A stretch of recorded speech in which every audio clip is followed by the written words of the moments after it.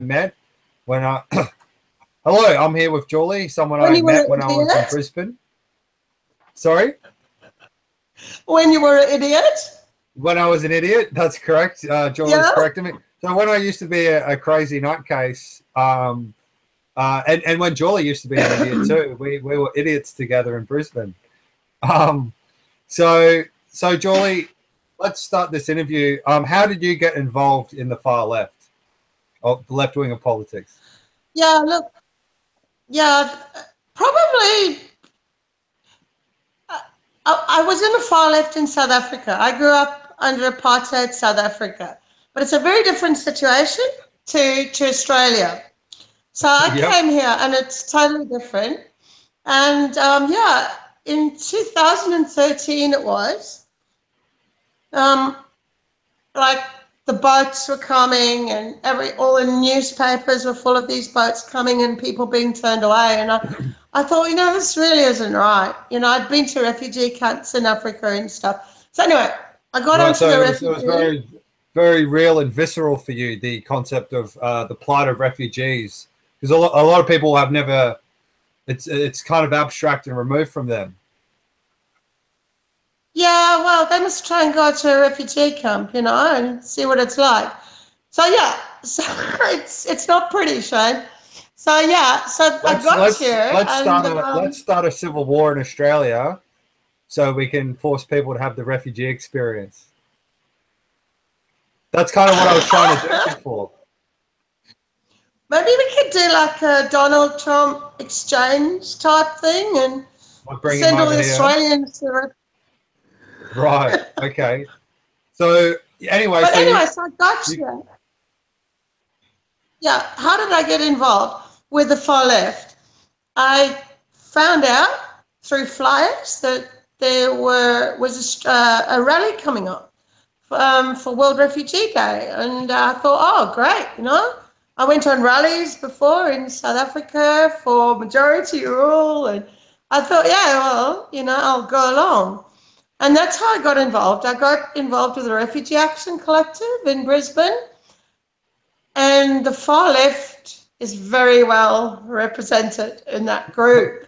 yeah. I find that they tend to hijack every social justice cause and kind of make it out as if they've started the whole friggin' thing, and they take all the credit for it. So wait, Are you saying that some of these far left wing groups have infiltrated the Refugee Action Collective in order to further the agenda of their particular group, rather than the cause of helping refugees? Yeah, but they don't actually help any refugees. No. Okay. Well, can you elaborate and tell us the dynamics of this Refugee Action Collective? How did it work? How was it structured? How often did you go? All that kind of stuff. Okay, so I just want to make it clear that I'm not bagging the Refugee Action Collective. There's some awesome people that really work hard to keep it going and to keep this particular issue in the public eye, and just informing more people about it. So it's an awesome group. However, as with so many different social justice causes, there's three major socialist, Marxist, whatever groups in Brisbane that are represented at RAC. They come to the meetings. They don't do very much. Come to the meetings, and when there's a motion passed, they'll kind of stack everything. Bench stacking. Just for our audience's sake, who might not know what this means, stacking is the process where they'll get all their members to turn up to a meeting when people are to vote democratically on the course of what the group should take. And stacking is when these socialist groups will flood in all their members, so they have the majority of votes, so they get to steer the group in the decision that they want Yeah, so that's the problem that I found in the Refugee Action Collective. And it doesn't reflect on the very, very good people that are there. But what it does do is it manages to alienate people from the Greens, people from Amnesty International, Labour for Refugees, what else? Church people that come along to the meetings and want to get involved. And, you know, when we're passing a motion on certain things, they do this stacking thing. So, it's no yeah, good, is what it? they say, no. And they come it'll up be like, with the most terrible things. Imagine you're hanging out with your mates, right? And you're like, oh, what are we going to do on Friday? Which bar shall we go? And you go, oh, hang on a second. And then you come back with 10 of your friends. And then you go, oh, we're going to this bar. You know, you wouldn't feel very included when, you know, when someone's stacking all the decision making. No, especially if they went to a bar I didn't like. Yeah. But, you know, just to give you an example, so the first rally I went to, I was impressed. Great quality of speakers, great content and everything. But what I didn't like was all the socialist groups have their stalls there at the rallies. And they're all wearing, at that time it was Fuck Tony Abbott T-shirts. And they were in charge of the chanting. So after the rally, we go on this march and the chants are like, fuck Tony Abbott and Morrison too, you know, that sort of thing. And yeah.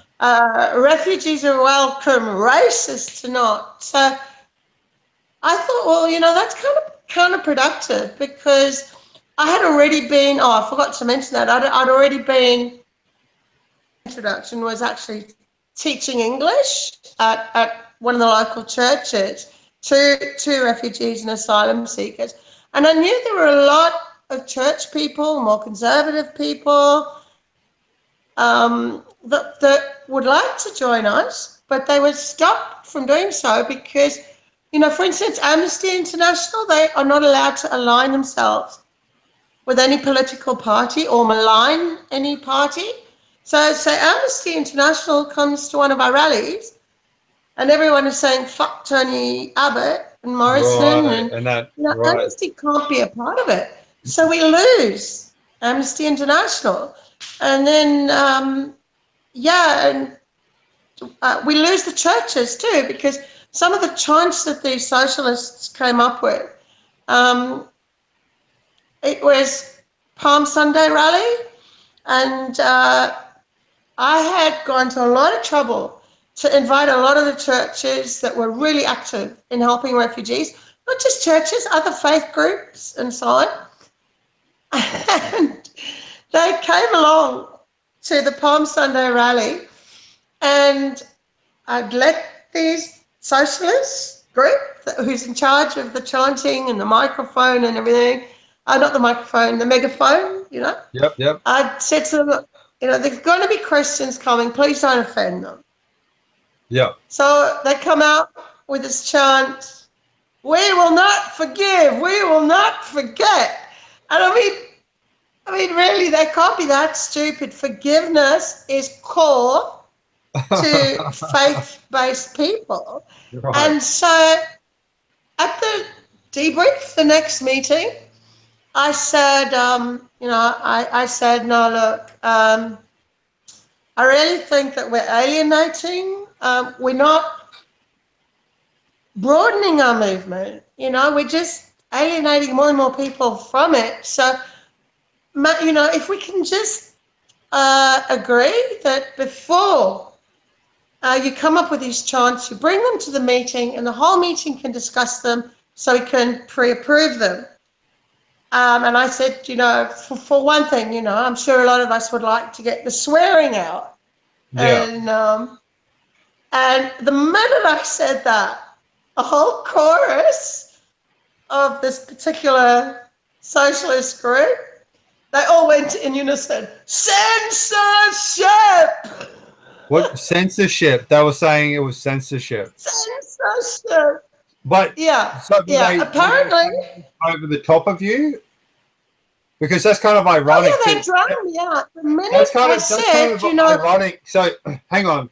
So they were saying censorship, claiming that you were trying to censor them by saying what they can and can't say at the rally. But as you were trying to argue your point, they were literally censoring you with the word censorship. The irony. They did not listen to me. Correct. Yes, absolutely. And my argument was very rational, and I know a few people there, like a couple from the Greens, that they would have agreed with me. We had spoken about it. We didn't. We thought that we could actually, promote our cause without using the word fuck, which alienates people. But the minute I said, can we all sort of not use terms that alienate people who are on our side? Censorship.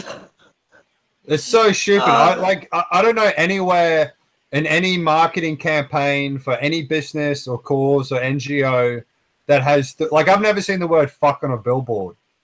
You know what I mean? Like maybe the word fuck isn't something that's like great for marketing purposes. So they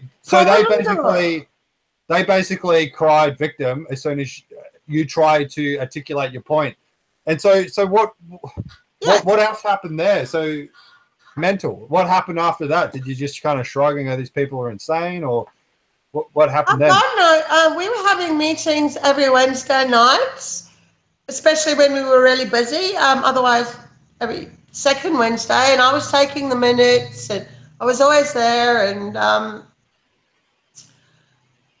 I continually asked for the guys to bring a chance to us to the meeting, so the group could pre-approve them before the rally or the protest or whatever. Do you know that we passed motions on this and we agreed that they would do that? They never did this.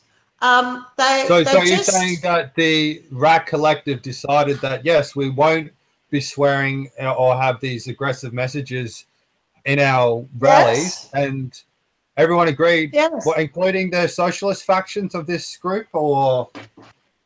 Yeah, they didn't actually have enough members there. They weren't expecting that. Oh, right. So they forgot to stack the meeting. Was passed. Right. But they never did it. They never did it. And I think a lot of people in the organising committee at RAC were a little bit intimidated by them. They probably didn't want to lose them because they're young, energetic people. And, they used to lead the marches and they had all the megaphones and all the energy and everything. And, but a lot of us, not the wisdom. Not the life experience to know that maybe screaming fucking straight isn't the best way to get your message heard. I'll tell you a thing that happened. It's a funny thing though, because Marxism, socialism, whatever. I'm probably Antifa as well. All these far left movements that kind of jump on the bandwagon of some sort of social justice cause, whether it's refugees, Aboriginal rights, save the barrier reef from mining or whatever. A lot of these, they do, but they purport to represent certain people. So with a refugee case, for example, they purport to represent refugees. And in some ways, it looks like they do. One of their chants is shut Manus Island, shut Nauru, and that's perfectly fine with me. And anyway, but what they do is they don't listen. I remember we were going on a march one day, and the socialist groups leading the chanting, and they're saying, refugees are welcome, racists are not. And And this is going on and on and on. And I was actually carrying one side of the banner for Refugee Action Collective. And I saw out of the corner of my eye a group of Muslims there wearing hijabs. And a young Muslim lady wearing a hijab kind of ran over towards me, and she slipped a piece of paper into my hand and she ran off again. I got to talk to her later on after the march and found out that they were a group of asylum seekers. And when I looked at the note she had passed me, it said, "Use kind words." And I passed that on to the meeting, at the debrief, at the next meeting, the debrief of the rally. And I said, well, you know, are we really representing the people we are supposed to be representing, asylum seekers? You know, here's just feedback from some of them. And everybody, you know, and I was saying maybe we shouldn't use the word racist, because a lot of people who, you know, are terrified of refugees and don't want them to come into this country would not identify as racists at all. So, you know, I think by using that word racist, we're alienating a lot of people. It's trying to demonize everyone who has a different idea for immigration policy rather than, you know, having an argument, it seems. It's like, oh, you disagree with us, you're a racist. That's bigotry, though. I mean, if someone's holding a different opinion to yourself and you refuse to listen to them, that's bigotry, and it's happening in the radical left. It is. The radical left is incredibly bigoted. I mean, it's even ironic saying refugees are welcome, racists are not. I mean, statistically, at least one of the refugees is racist. You know what I mean? Like, you know, maybe let in the refugees and the racist refugees, you know? It's so funny you mentioned that, because at that time, I was just accepting friend requests from everyone, because a lot of people on Manus Island, stuck in Indonesia, a lot of these refugees would try and contact us in Australia, and I was just accepting friends, confirm, and I had a whole bunch of friends, and yeah, what were we talking about? Racism. So I started posting things on my pages, and one time the Refugee Action Collective was approached by a community from Ahwaz. It's an area on the Arabian Gulf. Iran annexed it in 1925. So Iran's population is made up of Persian people who see themselves as very, very much superior to Arab people. So they annexed this Arab place called Ahwaz in 1925, and the Arabs are very much a persecuted minority. So we had some people from Ahwaz, refugees, asylum seekers, approach us, and would we help them, you know, do a rally together? And we did. And I was at the rally, and I knew a bit of Arabic already because of my friends that I had in the community, and I got on really well with these Arab people, these Ahwazi activists, and I grabbed hold of their flag and I was waving it. And anyway, I posted these pictures on my Facebook. Refugees from Iran who are Persians. Oh, right, yeah. Started sending fucking racist shit onto my... One of them started off saying, I hate fucking Arabic. And the other one says, Ahwazis are not, don't have the right. You know, just from a pragmatic point of view, maybe that could be a selling point to let in refugees, Persian refugees, is you go to the Reclaim Australia types and the Pauline Hanson supporters, and you go, "Hey guys, don't worry. These Persian refugees hate Arabs too, so you've got a lot in common." So, you know, problem solved. Why be the mates. fuck did You we can never sit come there up at the pub drinking. Well, maybe not. Anyway, so this is very interesting stuff, and we're kind of chewing the fat here about the Refugee Action Collective. That's how I got involved. Yeah, it's very interesting. And then the next step in the evolution, you know, did you end up joining a socialist group yourself, and can you walk us through that?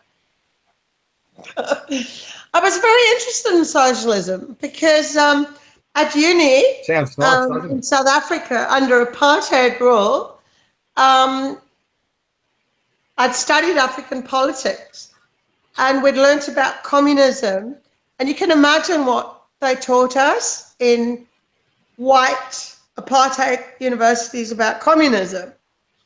So I was interested. Oh my God. That, you know, it was utter bullshit, you know. It was not it wasn't what communism was all about. We were told what a big communist Nelson Mandela was, and every other black African dictator was a communist. You know, you can be a dictator without being a communist. But anyway, look, so I was interested to know, because we had a lot of censorship in South Africa.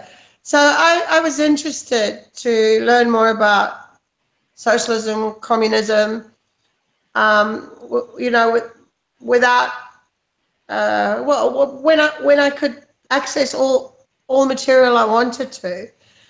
So yeah, I started off, I thought socialist alternative might be a good idea. Because I had a good reason. I kind of wanted a bit of a crash course in Marxism. Right. And the Socialist Alternative in Brisbane offer a series, I think it's 8, it might be 10, but I think it's 8. They offer a series of weekly meetings for 8 weeks. And, you know, each new group, you go through this series of 8 sessions. And I thought, well, that'd be great. And I was actually quite impressed with the courses in West End, big library of books. And I thought, oh, okay, I can really study this stuff here. And my daughter came with me, and we went to the Socialist Alternative base, and for our first and our second introduction to Marxism, socialism. And I must say, it all sounded pretty good, you know, and I was interested. And I thought, well, you know, look, I've got some reading to do, and I'll go through these 8 sessions and I'll see. But after the second session, the guy that was leading my group with my daughter and I, at the end of our session, he said, right, he basically made it clear that we needed to decide now, after 2 hours of introduction to communism, clear that we had to make a commitment now, or else we couldn't attend the other lectures. We couldn't complete the course. Wow, it's very... And I said, well, yeah. Scientology, mate. Did you have to? I mean, did they have a poster of Tom Cruise in there? No, I don't think he's come out as a socialist. Oh, sorry, I got my S words confused. So, yeah, so they okay, kicked us out. They kicked us out because I said, "There's no way I'm committing to something, knowing so little about it." Imagine being on a date with someone for 2 hours, and they go, "Well, look, it's been fun hanging out, but if I'm gonna spend any more time with you, we have to get married." So I don't have time to fuck around here. So that's the level of commitment they were asking me for. You spot on. right. So So you decided to pour out your Kool-Aid on the ground and not go full Jonestown. I imagine. Yes. So yeah. In a manner of speaking. Yeah. So I have a badge of honor. I'm thrown out of socialist alternative. Wow! Congratulations. So, but they were the ones that actually had these weird, were the worst perpetrators of all this screaming censorship. You can't censor us, in the Refugee Action Collective. So then I found a group called Solidarity. They're not big in Brisbane. As of now, there's probably only 4 to 6 members in Brisbane, but they're trying to grow the group. And again, I just want to say that they're nice people. Yeah, so I don't want to say anything bad about. They're way less hardcore, in my experiences, than Socialist Alternative. They're like more sensible to me. Yeah, they're a bit more. They're a little less crazy, but I mean, I think they have some classical fun. They're like a softer cult.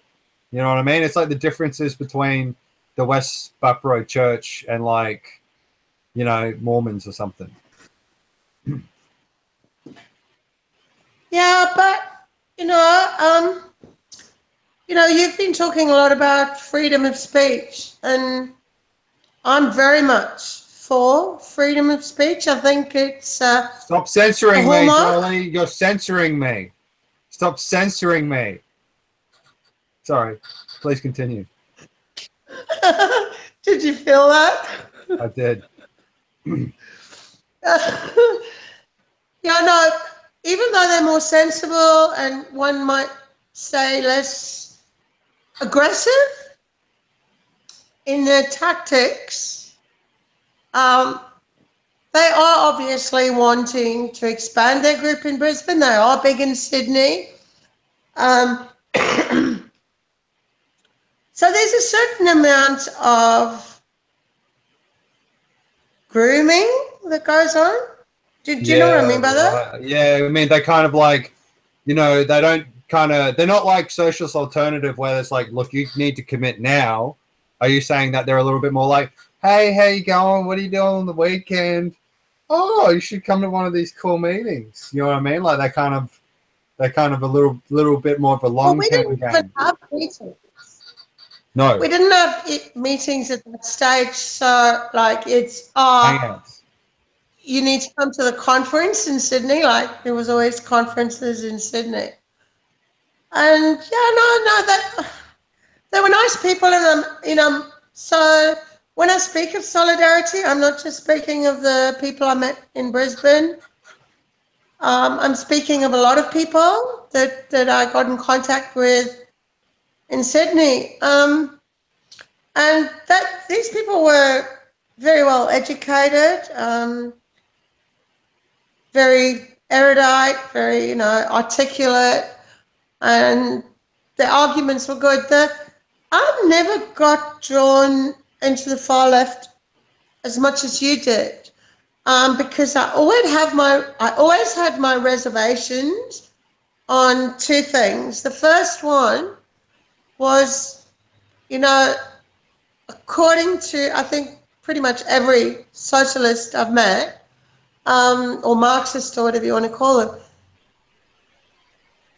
when the revolution comes, and that's it, there's got to be a bloody revolution. And I've seen enough blood, murder, dying and suffering in South Africa.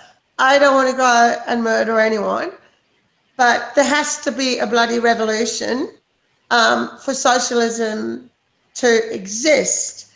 So I never bought into that.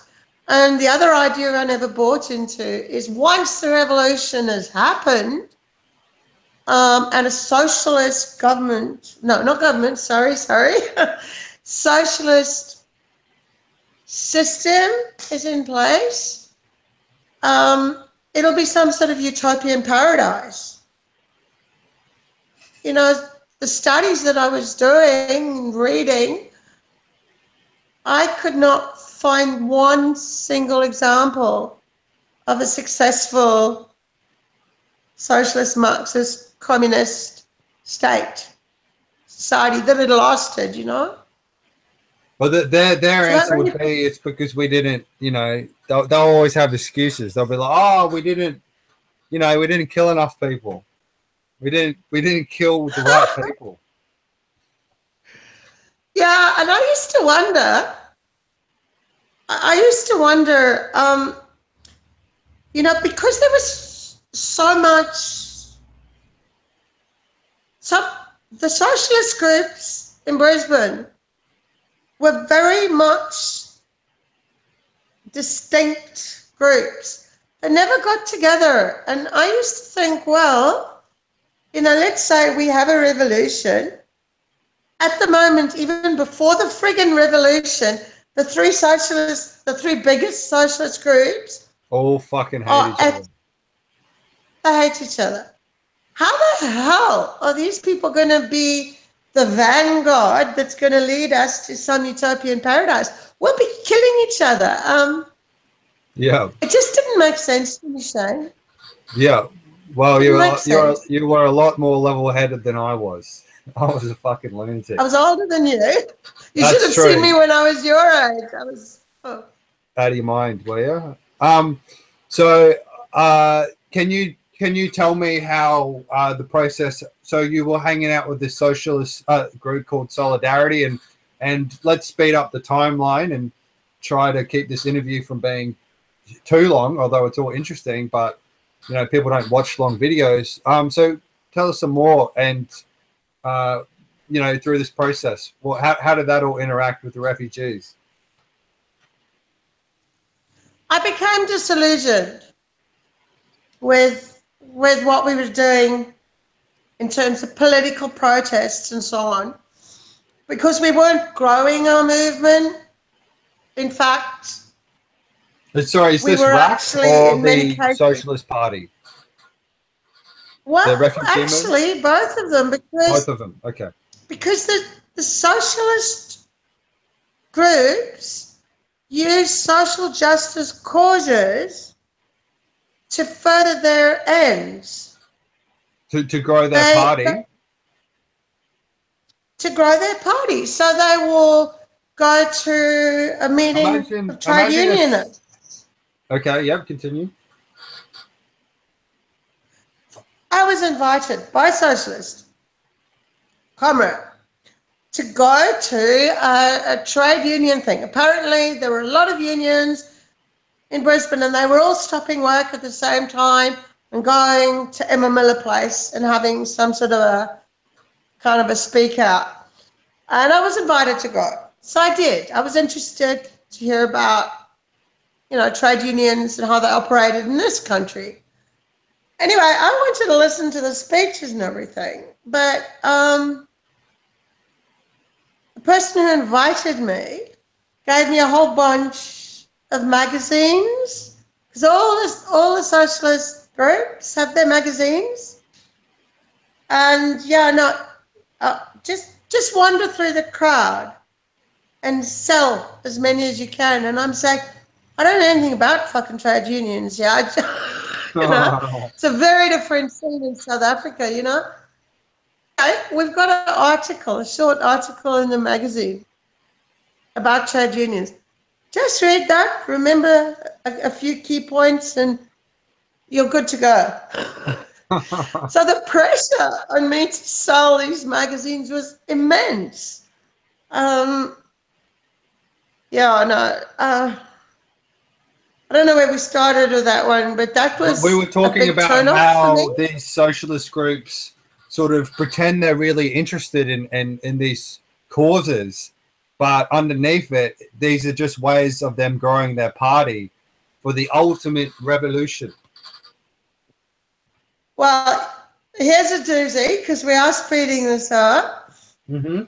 I still get blown away when I think of it. So towards the end of it, I was getting disillusioned with it. You know, I was being encouraged more and more just to sell magazines and things that, you know, and talk about things that I really was not properly educated to talk about, and things that I didn't agree with. So I'd been to visit the Brisbane Detention Centre to visit asylum seekers there, offer support and so on. And some of those people were let out of the detention centre, and I'd always give them my phone number and email and say, when you're out, call me, because I knew they faced a lot of difficulties when they got out. So I was getting more and more involved in helping these people, and not a lot of help was available at the time. And it was hard to get them help, but we did it.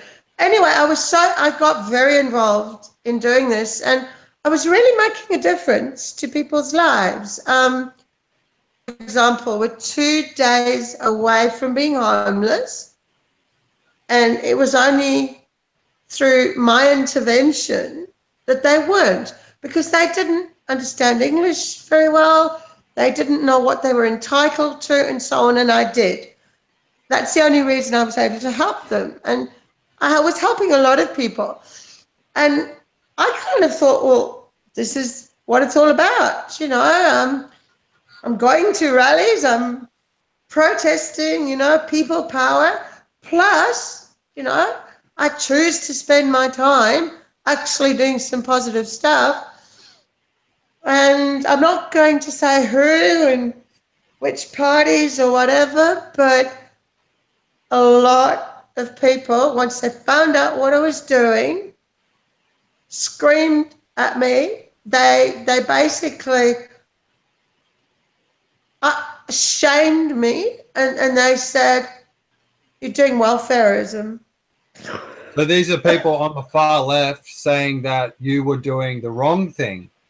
And what do they think you should be doing than actually stopping refugees from individual refugees from you know, becoming homeless and helping them learn English and things like that? Well, I should have been obviously selling magazines and convincing people to come to our meetings and signing them up to become members of the socialist group.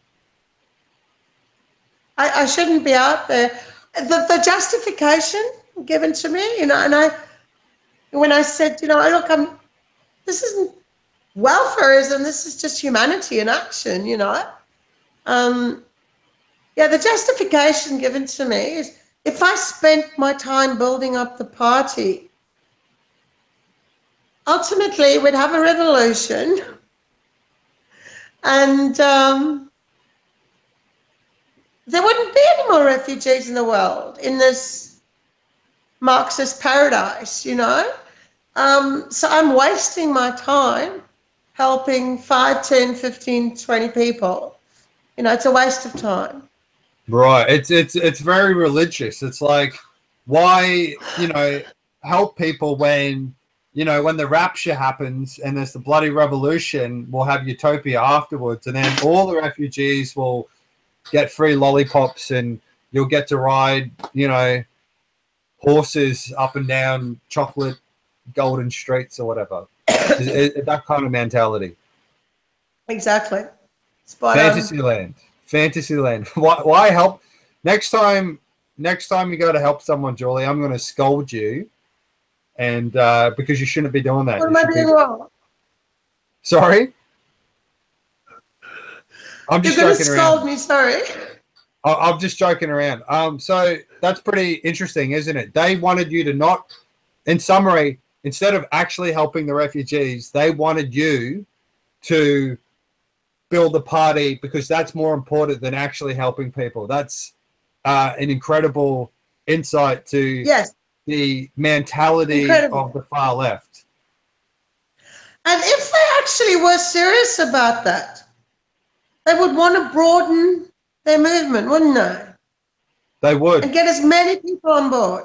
But what they actually do, as I said before, is they alienate everybody by refusing to without compromising on the message, refusing to tone down the language and that sort of thing. Yeah.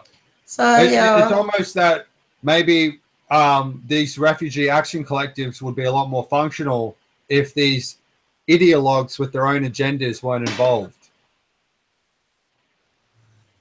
Absolutely. Absolutely. Yeah.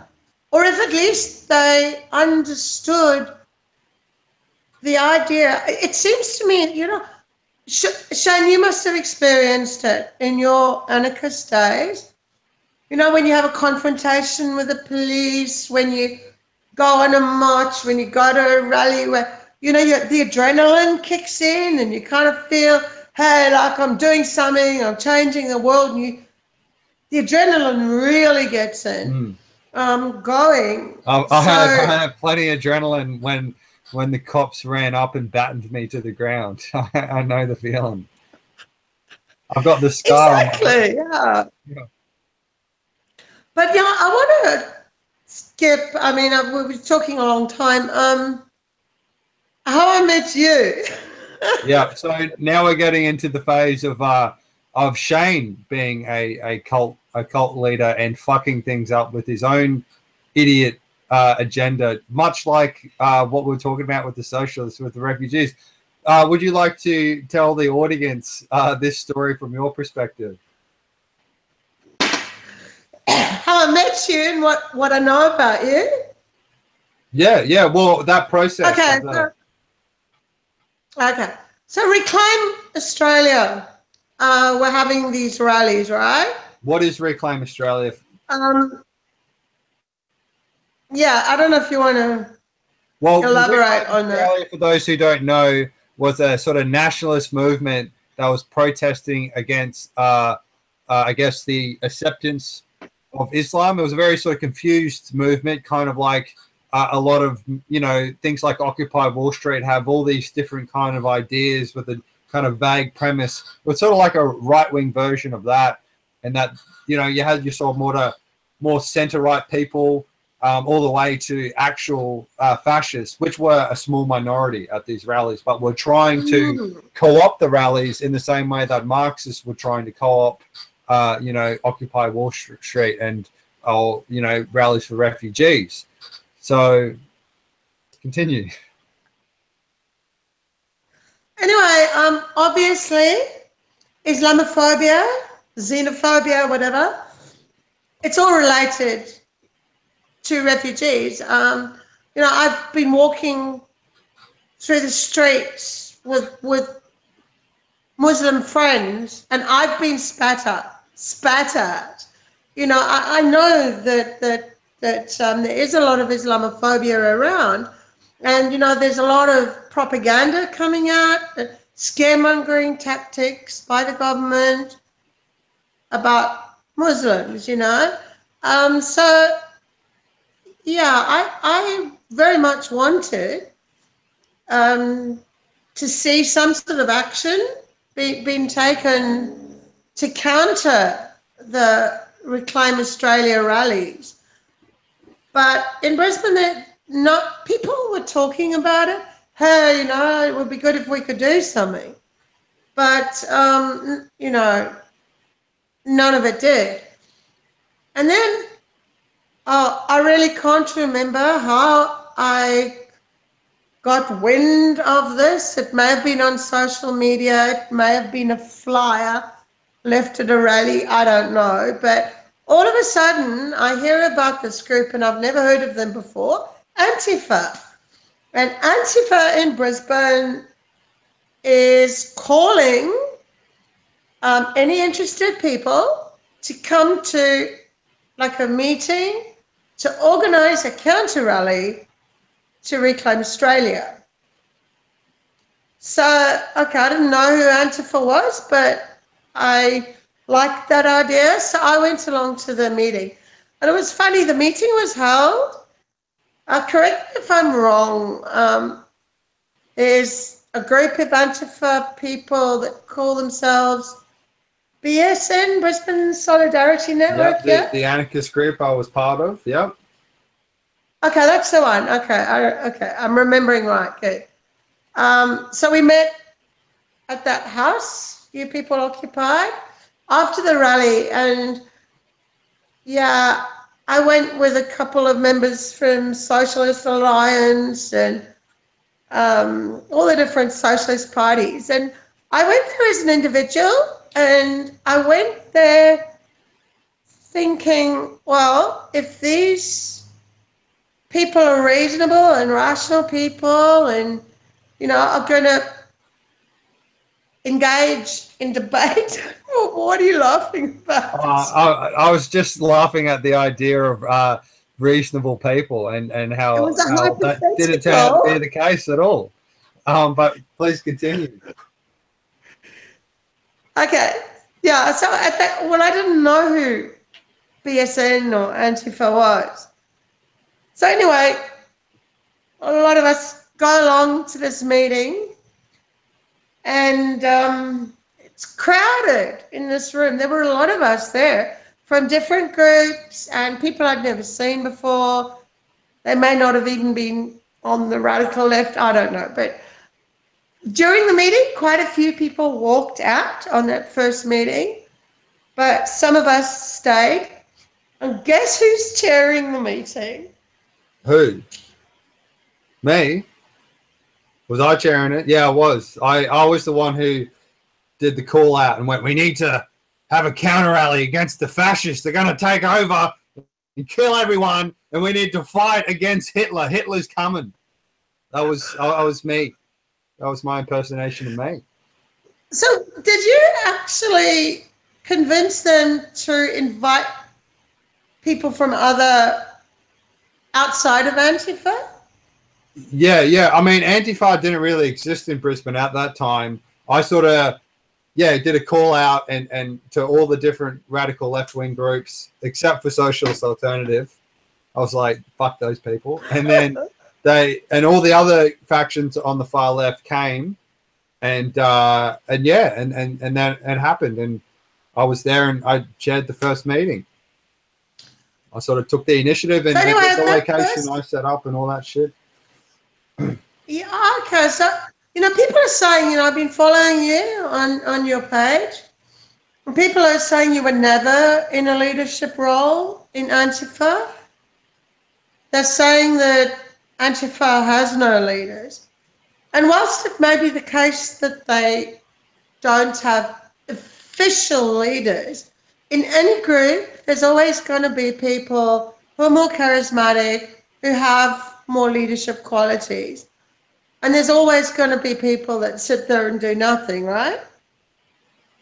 Well, everyone else, all the other Antifa people, were friggin' quiet. They let you that first meeting, you were totally in control. You said, right, let's introduce each other. And if someone went on a very long introduction about themselves, you cut them short. And I was really impressed with you. I was impressed. I was impressed with you. And then on subsequent meetings, I became less and less impressed with you because we'd set up, or you guys had set up some Facebook pages where we could discuss tactics and what we were going to do and ideas to how to counter these Reclaim Australia rallies. And, oh my goodness, you guys in Antifa, you came up with some real genius ideas. So it took a while on Facebook, but remember the ladder? Remember the ladder? We were going to bring a ladder. Yeah. We were going to use the ladder. I've got a long story short. I'll just go to what was all the ideas that were decided upon, which you agreed upon. So they came up with this idea. Well, they did not want. Okay, the Reclaim Australia guys had a permit for that space, and I think it was they were going to start their rally at, say, 11 or something like that. So, Yep. Continue. So your bright sparks in Antifa decided that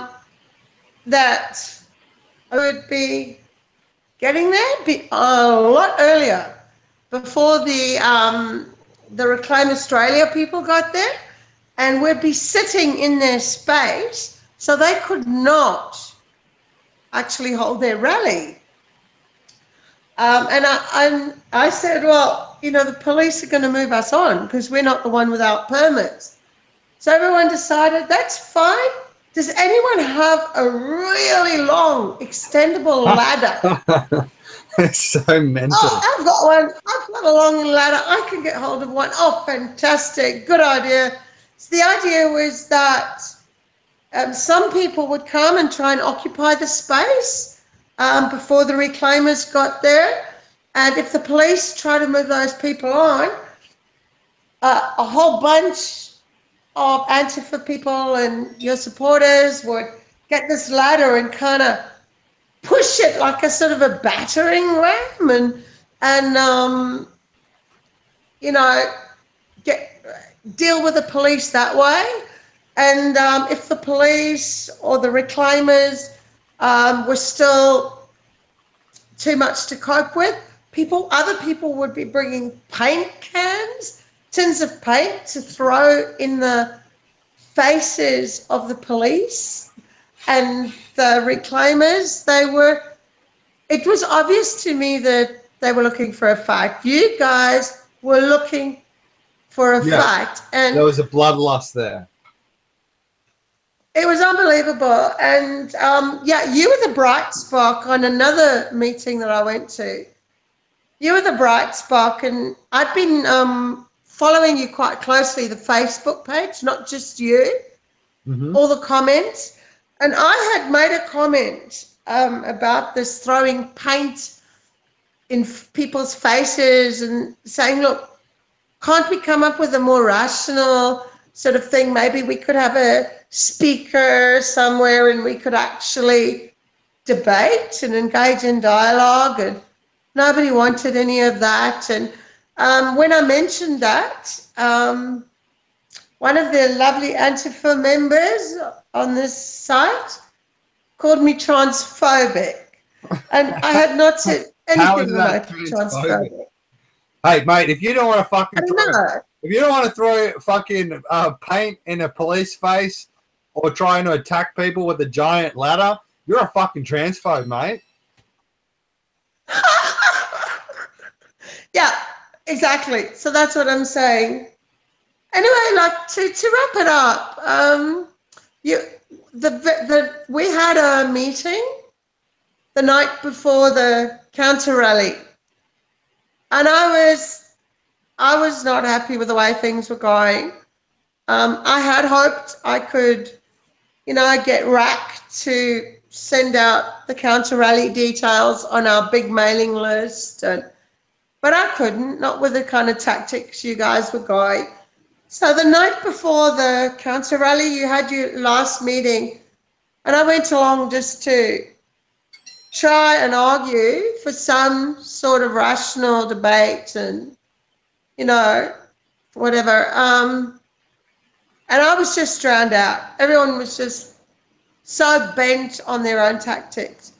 And I went away that night and I thought, no, I'm not going to go there because I actually don't want to be associated with these people, And I woke up the next morning, the friggin' day of the rally, and I woke up to a wonderful little message from you.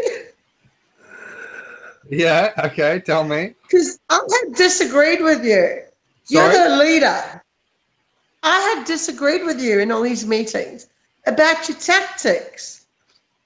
And you didn't like that. And when I said, no, look, I'm not friggin' coming, sorry, you guys, this is not going to get anywhere.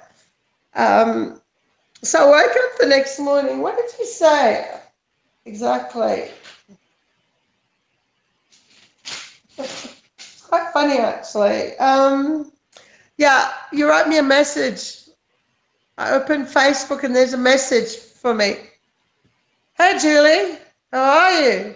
Feeling all fucked over and people mean at you, like something like that. Is that what I said? Oh, What a nasty cunt I am. What a fucking evil piece of shit. And infantile, and you were trying to like make me feel worse than I already did. Yeah.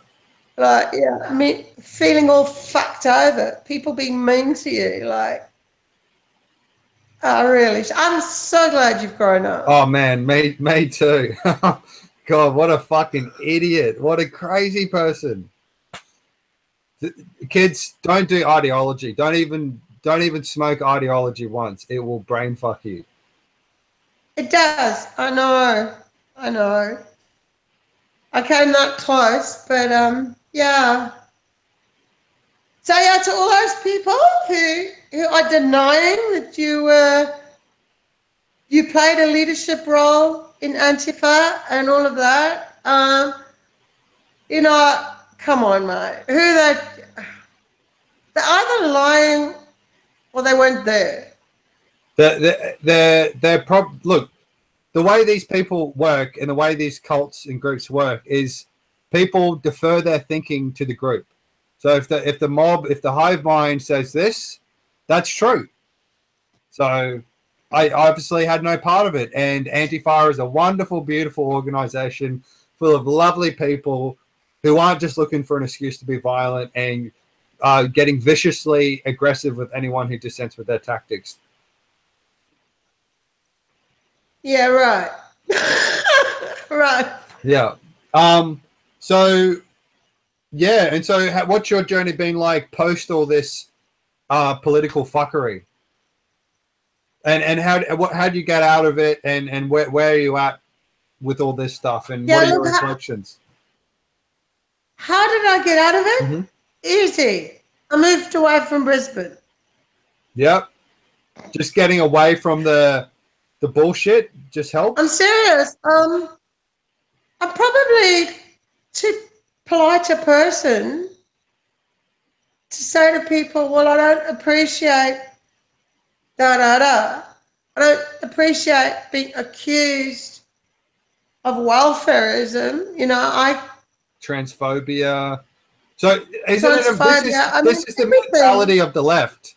So on the one hand, I just wanted to get away. You're disagreeing with the use of like bringing paint to encourage bringing paint to attack people with paint. That's transphobia. Helping refugees in a real material sense that's actually practical and useful and helps their lives considerably. That's welfareism, right? Exactly. This is the but you know what I didn't mention, and what's very important to note is there's no freedom of speech within these groups. The minute you go off the rails of their particular ideology, they attack you, not with rational debate, with slander, and they shame you, and they call you names, and it's basically schoolyard bullying. That's what I think. Yeah, definitely, absolutely. But yeah, no, look, I had a belly full, and I just decided, you know, I had to leave Brisbane. Yeah, there were other reasons why I left Brisbane, but that was the way I got out of it. Right.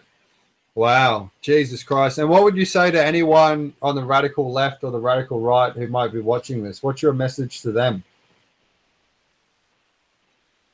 Right.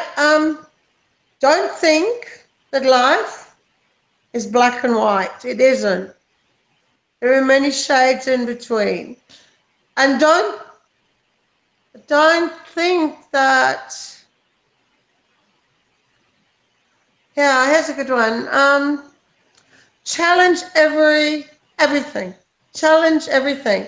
So you might not have a lot of friends, or whatever the case might be. You might come across one of these socialist groups and you join them, and there's this feeling, hey, I found somewhere I can belong, you know?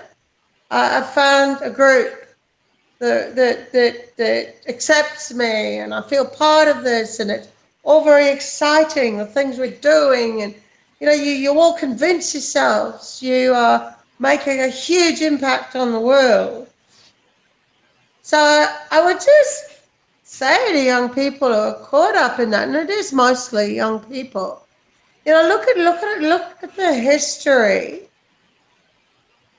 Look at history. I mean, in the 1960s, you know, the whole hippie revolution, it all sounded very nice, you know, make love, not war, and, you know, but it didn't end up very well, you know. It ended up with people on LSD jumping off buildings because they thought they could fly, you know. And academics like Timothy Leary and Aldous Huxley were telling them, expand your mind, your consciousness, take LSD. And so, you know, there's that a massive, the danger is in idealism. You know, there's an ideal, oh, we have a beautiful utopia. Wouldn't it be nice if we had no borders? Wouldn't it be nice if no one had to work jobs they didn't like? Wouldn't it be nice if there were no poor people? And in the name of that ideal, you turn into a fucking monster. Exactly. Because you can justify anything for this utopian vision. Exactly. So, yeah, so what I would say to people is, you know, caught up in these left-wing groups, is don't be so sure of yourself. You're still young. Always been the young radicals that start these movements and whatever, and you know, you track them later on, and 30 years later they're in a middle class suburb with a white picket fence and the 2 children and the 2 cars, and you know, like, challenge your assumptions. Look at history and challenge everything. You said before that when you were in Antifa, A lunatic. you know, you'd read a lot of the Antifa literature, but anything that's slightly deviated, you wouldn't even look at it. Mm. You know? Yeah, absolutely. To really be sure of your ideas, you need to actually be open to listening, to absorbing other information, and just kind of thinking it through. I don't know. Is that a hard ask? It's very reasonable, except the fact that it's transphobic and it's welfarism.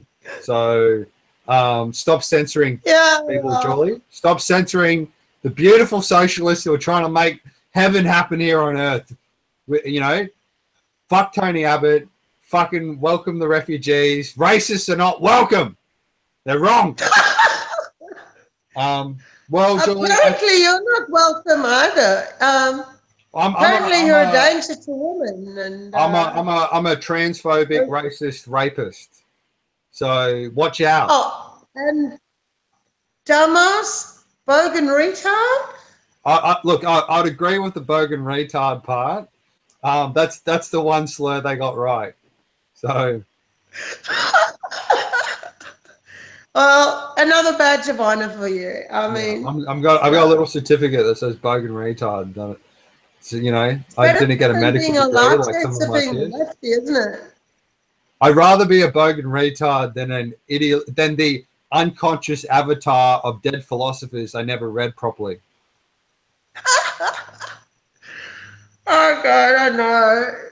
These people read pamphlets. They were recommended to me. Don't read the book. Yeah, like that's the thing. Everyone's operating on such like a thin level of like reality, and like no one's sitting there in a library like reading multiple books, like writing essays. Like, oh, here's an essay arguing for you know, a different immigration policy. Here's one arguing it. No one's like actually trying to think. They're just like oh, these people seem all right, and oh, that feels nice. Oh yeah, oh now I'm part of a group. Oh, now I think like them. Oh, people who don't think like me are fucking evil. You know, that's basically it. It's so dumb. It's so sad. It's sickening. It's dangerous. It's dangerous. It's worse than heroin. Do you know what I mean? Like, at least heroin addicts aren't cunts. Do you know what I mean? Oh, occasionally they might rob a liquor store, but like people, you know what I mean? Like, they're not in groups that are organized. Well, there's drug trafficking. It's exactly like heroin addicts. Except, you know, the overdose. Like, at least heroin addicts will overdose and die, and then they'll stop being annoying. Like, you know, you don't overdose on socialism. You just get more and more obnoxious. Yeah, and yeah, you do. You do. Yeah, I'm looking forward to your. You've become quite the celebrity on Facebook now.